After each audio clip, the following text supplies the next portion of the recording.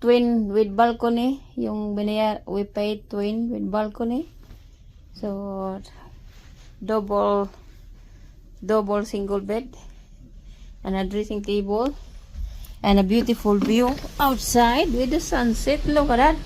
Darling, oh? Come here. Alright. So pretty, guys. Diba?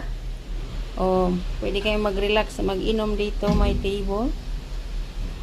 Ayan. Pero mostly, mga tao pumupunta sa mga, doon sa bar or sa... Ayan, so dito matatapos yung ating vlog, guys, no?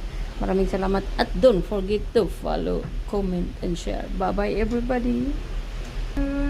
Sunset, so pretty.